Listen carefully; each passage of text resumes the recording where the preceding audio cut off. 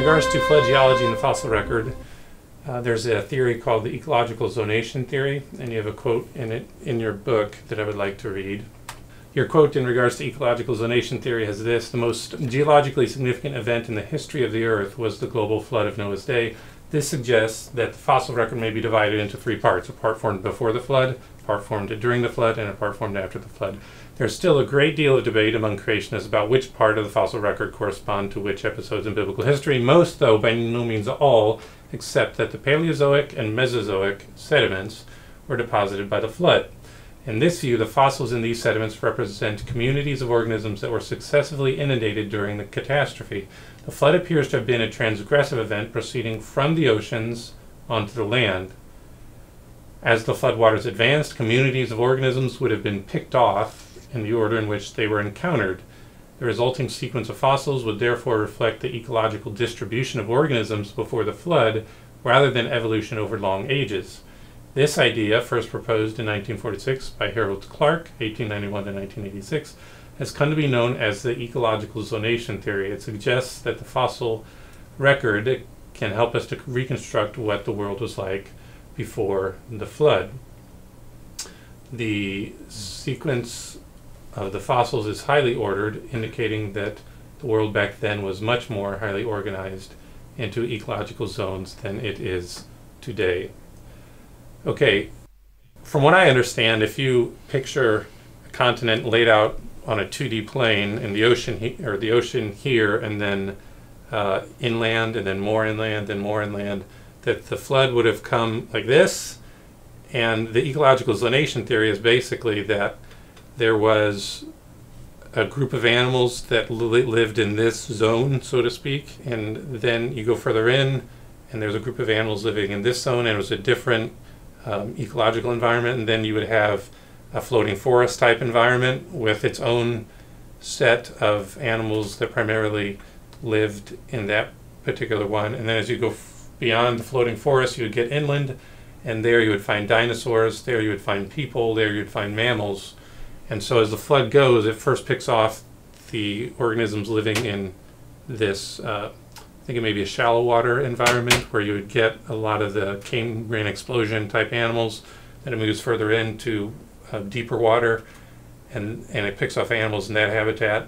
And then it moves into the floating forest and picks off animals there, and they get deposited into the next sedimentation layer or layers.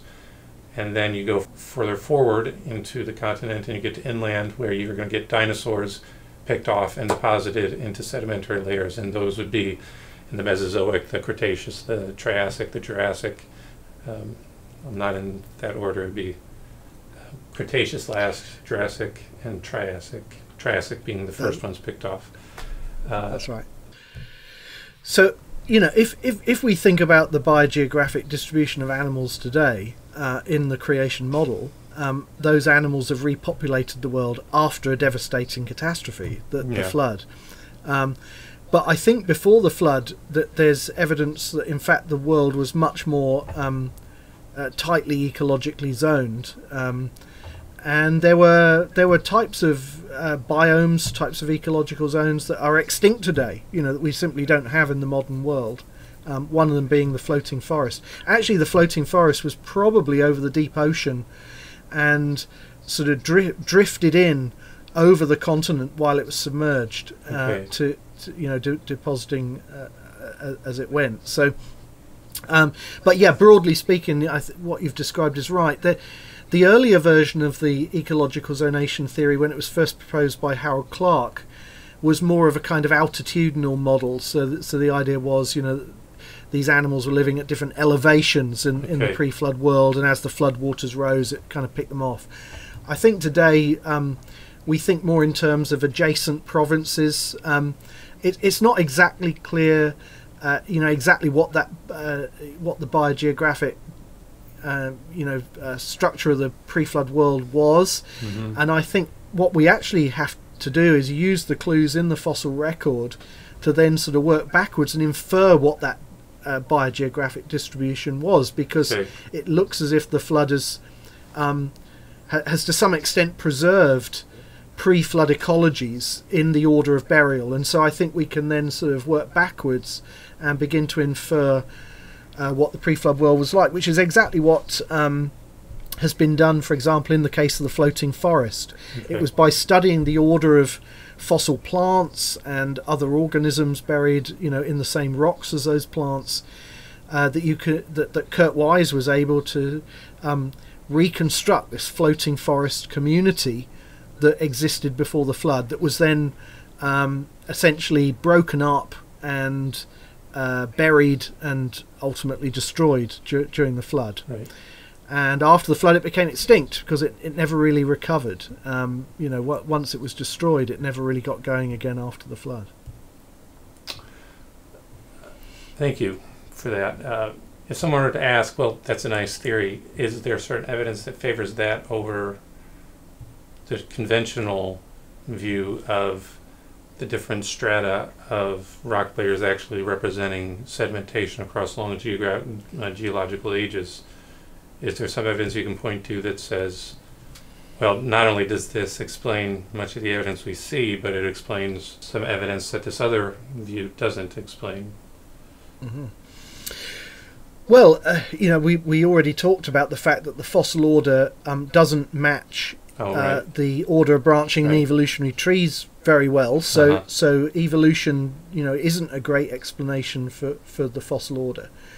And very often what we do see in the record does seem to make sense in terms of ecology.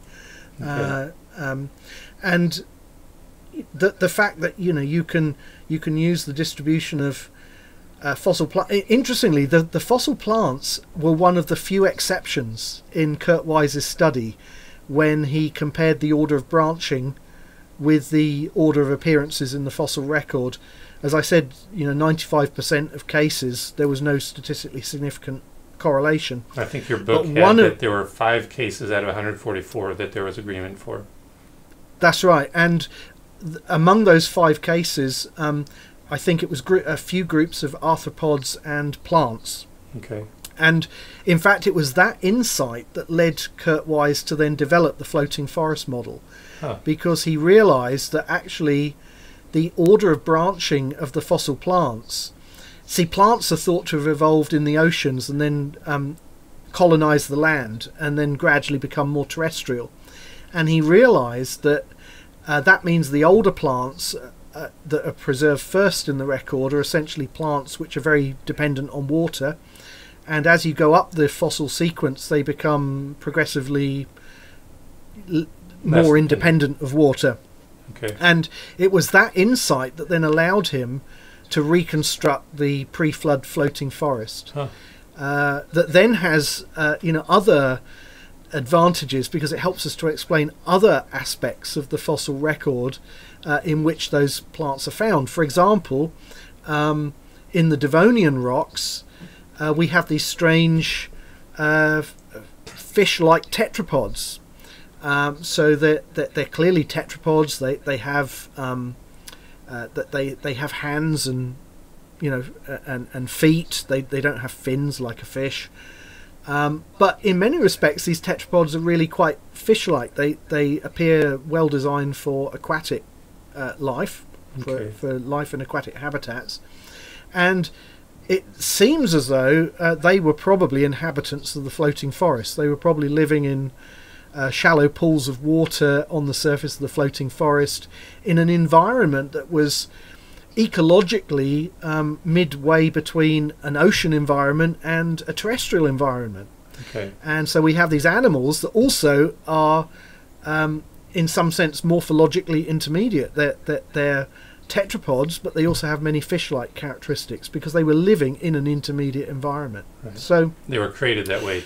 They were created that way.